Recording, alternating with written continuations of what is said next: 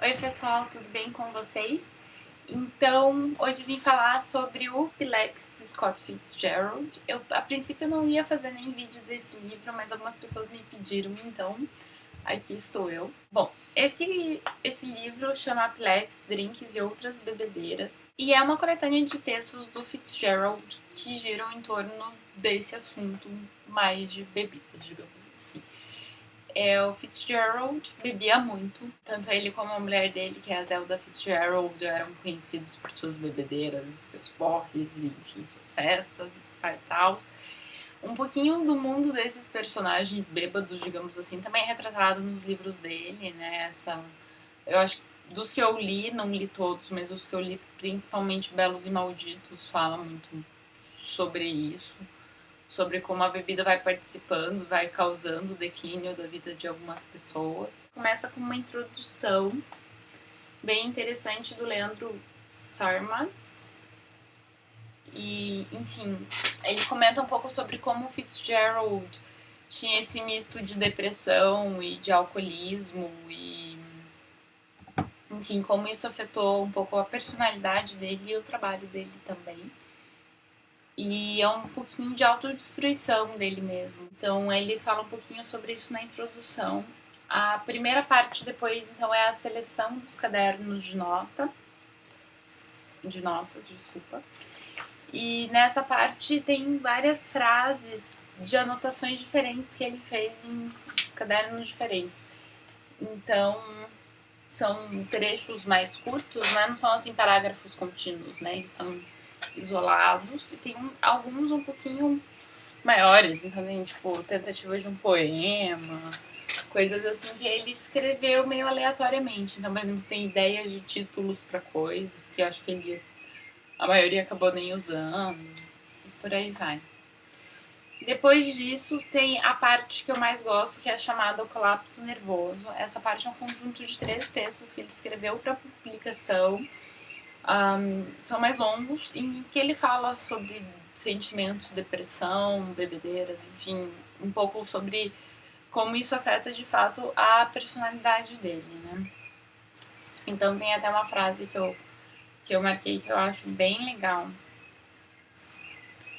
Ou seja, já não havia um eu, uma base sobre o qual eu pudesse organizar minha autoestima, a não ser minha ilimitada capacidade de trabalho, que pelo visto eu não tinha mais.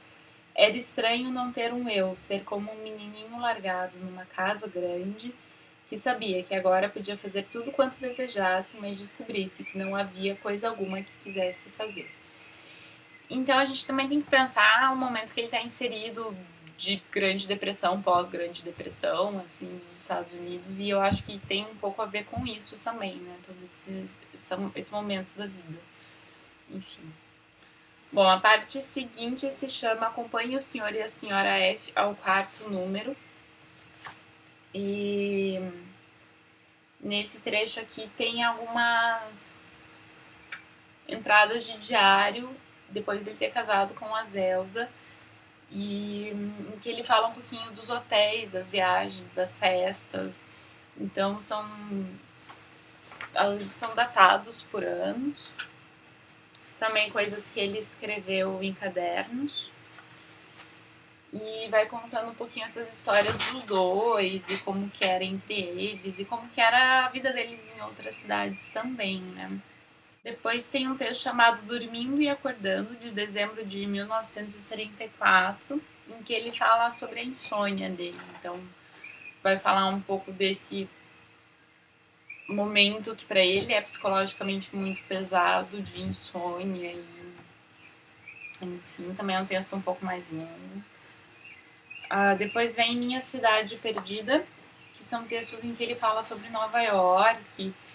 Acho que é um texto só, na realidade, em que ele fala sobre Nova York e sobre como a cidade está diferente do que era para ele no passado, como ele acha que ela mudou, como, enfim, como ele percebe a cidade de uma maneira diferente, e um pouco sobre essa relação.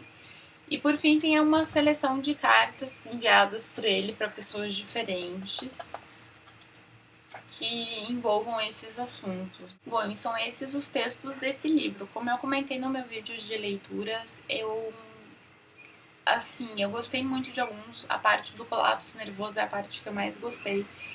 Mas eu acho que não é um livro incrível, assim. Pra mim teve seus altos e baixos. Tem partes, por exemplo, aquela parte das frases eu achei meio...